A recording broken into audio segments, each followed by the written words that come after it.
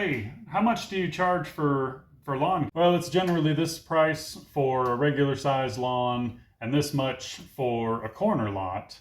Are you interested in something? Yeah, normally I like taking care of my own lawn, but I'm getting older now and I'm just kind of getting tired of doing it myself. How do you do your scheduling? Is it just like, every other week, or how do you handle the schedule? Well, I only do weekly service, so everybody's on a weekly rotation, and I come by every week and I'll at least check your lawn. Because during the spring, it needs to be mowed every week because the grass is shooting up out of the ground. And being in Kansas, we know that the drought's coming. It's going to get hot. It's going to get dry.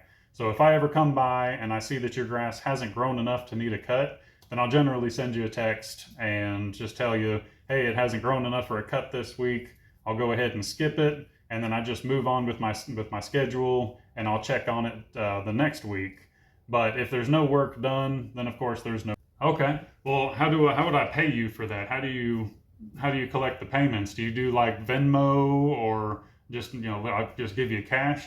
Now, the way that I handle all of that is I have a lawn care software that I use. It's called Yardbook. And what I'll do is I'll set up a customer profile for you. It's just your name, your phone number, your address, and then a good email for you. And what that'll allow me to do is I will send you a link to your email, and that will allow you to go to the Yardbook website where you can enter in your credit card information. It's real easy to do. It's just the number, the expiration date, and the security code.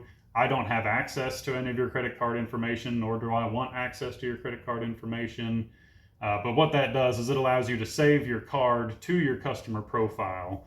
And once I get done with your lawn, I just go back to the truck. I put down that the job is done, hit a button that says charge card on file. It charges your card, and then I can send a receipt right to your email. Makes everything really easy. You don't have to worry about writing a check and hiding it. Neither one of us has to go to the bank. So it just makes everything nice and easy, and then you get a receipt sent right to you. Ah, wow, yeah, that sounds pretty easy. Go ahead and sign me up. What information do you need? Yeah, like I said, it's just your name, address, the phone number, and then a good email for you.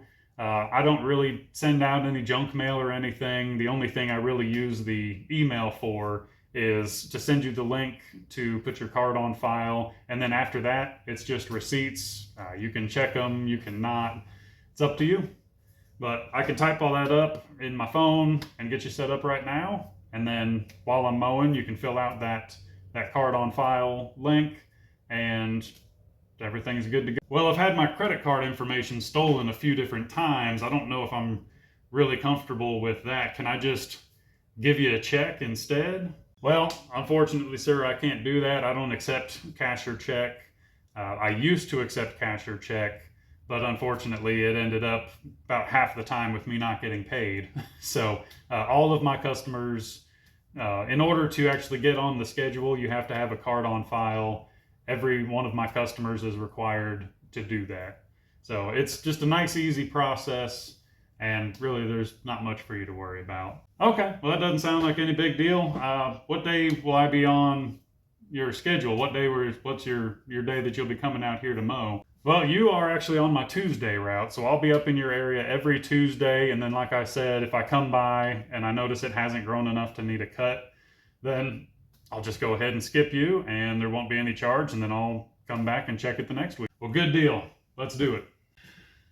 That's generally how my new customer spiel goes. I just tell them right from the get-go, I'm very clear. I do not do bi-weekly service. Everybody is on a weekly schedule, and they are skipped as needed.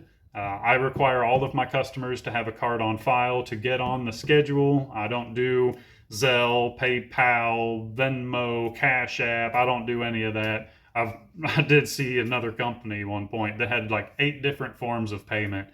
Cash, check, Zelle, all the different things. He had all of those, and I don't know how in the world he kept them all straight, but it's so easy and streamlined to just have everybody know from the get-go you're required to have a card on file.